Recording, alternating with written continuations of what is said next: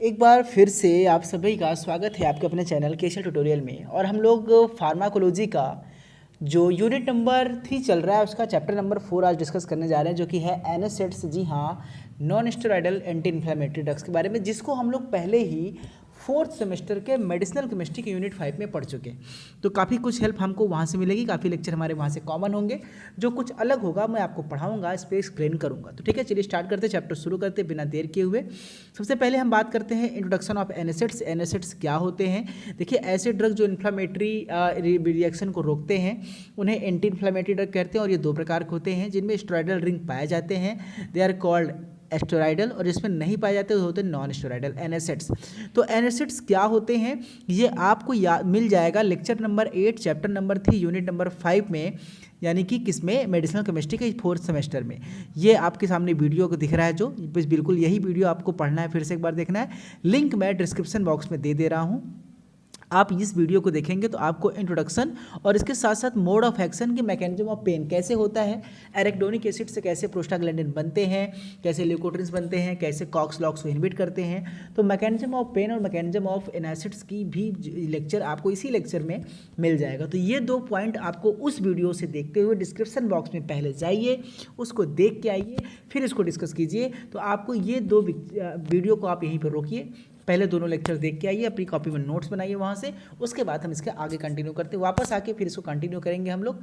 आगे बात करते हैं क्लासिफिकेशन ऑफ एनासिड्स की। ये एक बहुत ही अच्छा क्लासिफिकेशन है, और एनासिड्स एक ऐसा ड्रग है जो एग्जाम में कई बार पूछा गया है। तो फ्रेंड्स, एनासिड का क्लासिफिकेशन मैं ट्रिक के साथ, एक बहुत ही खूबसूरत ट्रिक के साथ लेकर आया हूँ। उस ट्रिक का लिंक आपको डिस्क्रिप्शन बॉक्स में मिल जाएगा। आप वहाँ से जाके उस ट्रिक को देख करके अपनी कॉपी में नोट कर सकते हैं, उसको आसानी से याद कर सकते हैं। तो ये दो चीज़ें हैं, यानी शुरू के 3 टॉपिक आपको कहाँ से मिलेंगे फ्रेंड, पुराने वीडियोस से मिलेंगे, आप वहाँ से देख लीजिएगा। चलिए चैप्टर शुरू करते हैं। यहाँ पे हम आप लोग अपनी कॉपी में नोट्स बनाना शुरू कीजिए। तो इस क्लासिफिकेशन के बाद पहला ड्रग है एस्पिरिन। बहुत ही फेमस ड्रग है, आपने डिस्प्रिन खाया होगा।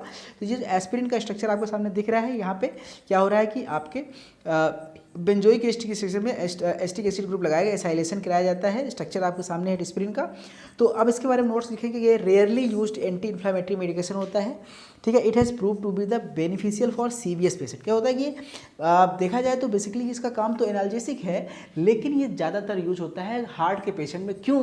क्योंकि एस्पिरिन को अगर हम 75 mg यानी 75 mg के ऊपर डोज लेते हैं, या 150 mg लेते हैं, तो वो खून को पतला करता है, ब्लड थिनर की तरह काम करता है, ठीक है। इसलिए सैलिसिलिक एसिड जो है एक सिंपल ऑर्गेनिक एसिड है। फार्माकोलॉजी की बात करें तो सैलिसिलिक एसिड जो होते हैं वो हमारे स्टमक में और अपर इंटेस्टाइन में बहुत आसानी से एब्जॉर्ब हो जाते हैं।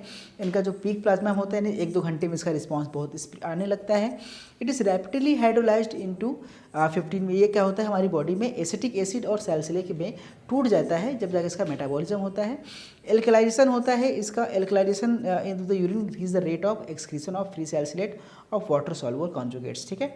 मैकेनिज्म ऑफ एक्शन देखा जाए तो क्या होता है, बेसिकली बताया था ना, मैकेनिज्म आपने वीडियो देखा होगा, ये कॉक्स को इनहिबिट करता है, ठीक है, जिससे ये पेन को रिड्यूस करता है, ठीक है। इसका मेटाबॉलिज्म देखा जाए कैसे हमारी बॉडी में मेटाबोलाइज होता है। तो एस्पिरिन जो होता है वो सैलिसिलेट ग्रुप निकल जाने पर या सैलिसिलिक एसिड निकल जाने पर इसका स्ट्रक्चर चेंज होता है और इस तरह से मेटाबोलाइज होता है। आप यहाँ से इसको देख के बना सकते हैं।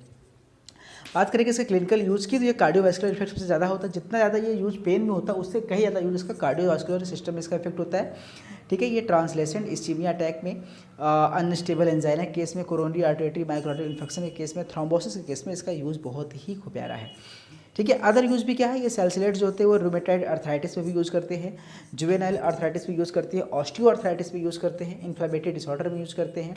5 अमीनो सैलिसिलेट्स जो होते हैं वो मेसेलामीन और सल्फोसैलाजीन, ये क्रोन डिजीज़ में यूज़ करते हैं। और बाकी सैलिसिलिक एसिड जो होता है बेसिकली प्लेनेटर वार्ड्स, फंगल इन्फेक्शन और कॉन्स के केस में भी यूज़ करते हैं। काफ़ी ज़्यादा उपयोगी दवा है ये आपके सामने।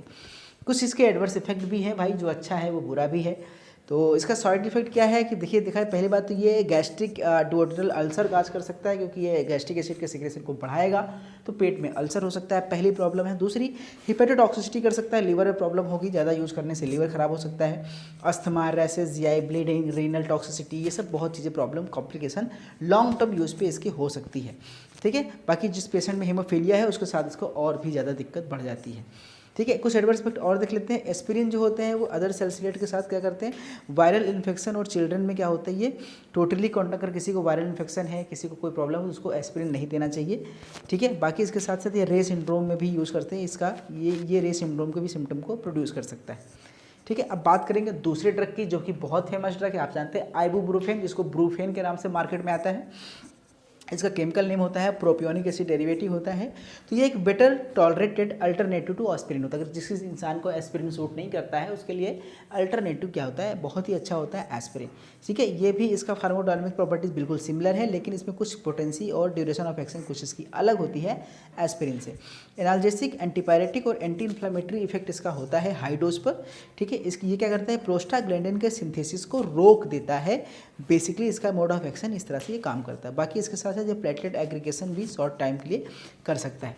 कुछ क्लिनिकल यूज क्या है, क्यों हम देते हैं आइबुप्रोफेन, तो सबसे पहली बात इसका जो डोज होता है, ये ओटीसी मेडिसिन है, इसे बोलते हैं ओवर द काउंटर मेडिसिन, जिस मेडिसिन को आप बिना किसी डॉक्टर के प्रिस्क्रिप्शन के भी यूज कर सकते हैं। इसका डोज जो मार्केट में 200 mg, 400 mg और 600 mg के रूप में आता है।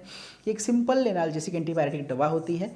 ये it is used effective in dysmenorrhoea में इसका भी यूज़ होता है। इसके साथ साथ आइबुप्रोफेन जो होता है और इसको जो दवाइयाँ होती हैं, ये रिमेटाइड आर्थराइटिस, ऑस्टियोआर्थराइटिस और अगर अलग प्रकार के म्यूकोस्केलेटल डिसऑर्डर में भी इसका यूज होता है। ठीक है, ये सॉफ्ट टिश्यू इंजरी के साथ थोड़ा सा इंडिकेटेड होता है। ठीक है, बाकी इसके स्ट्रक्चर आपको दिख रहा है। आइबुप्रोफेन मार्केट में इफेक्टिव होता है क्लॉटिंग पेशेंट, डक्टस अर्थराइटिस के केस में भी इसको हम यूज दे सकते हैं, किसी पेशेंट में अगर ये प्रॉब्लम हो रही है तो। ये ओरल और इंट्रावेनस रूट से भी मार्केट में, ये आईवी भी आता है, टैबलेट के फॉर्म में भी आता है। ठीक है, बाकी इसकी यहाँ प्रॉपर्टी ये जेल के फॉर्म में भी ब्रूफेन आता है।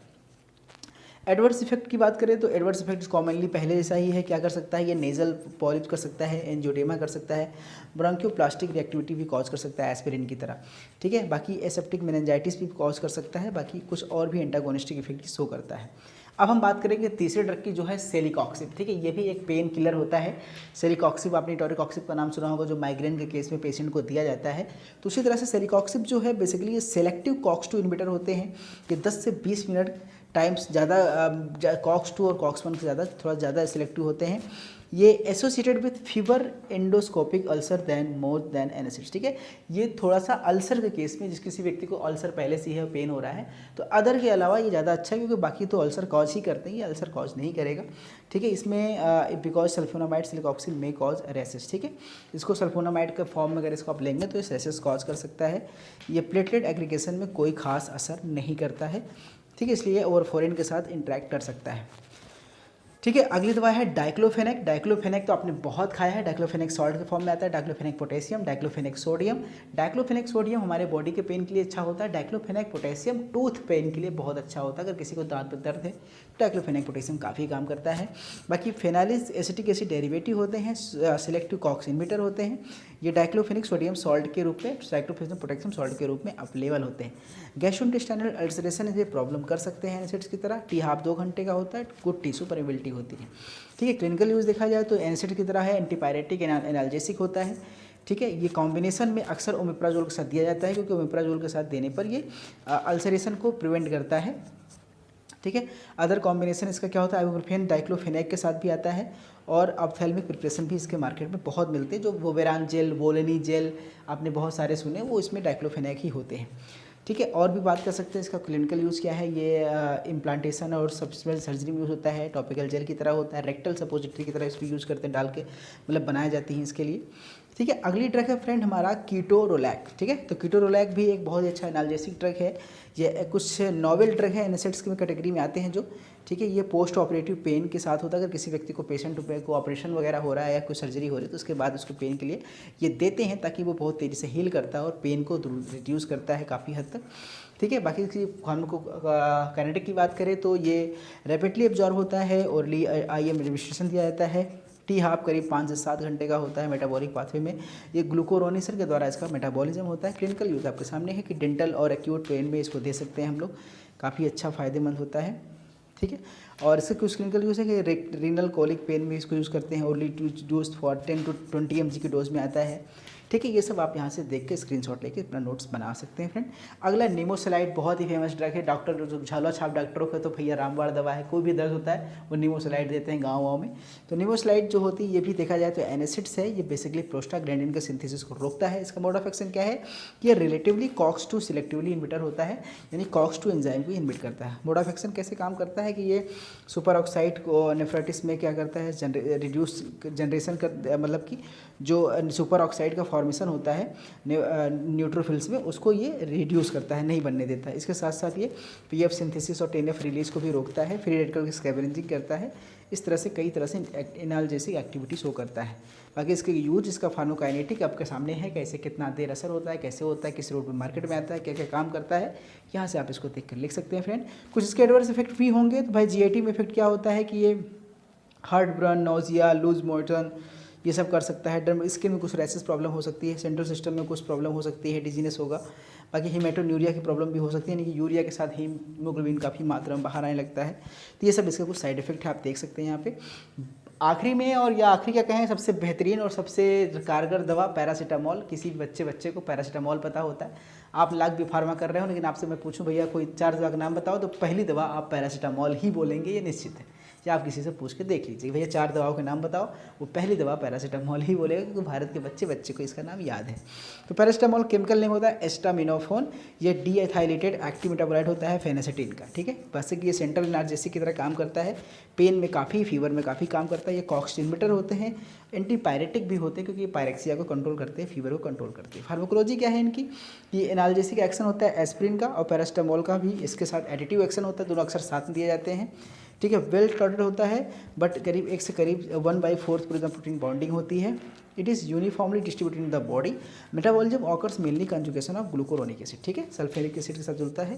प्लाज्मा टी हाफ 2 से 3 घंटे का होता है। ओरल डोज इसको 3 से 5 घंटे में दिया जाता है।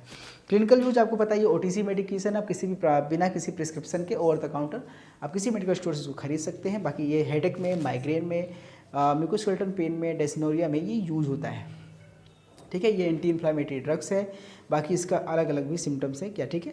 कुछ इसके क्लिनिकल यूज आपके सामने है, यहाँ पे आप देख के इसको लिख लीजिए फ्रेंड्स। एडवर्स इफेक्ट की बात करें तो एडवर्स इफेक्ट में काफ़ी है, सेफ एंड वेल टॉलरेटेड होता है एनासिड्स।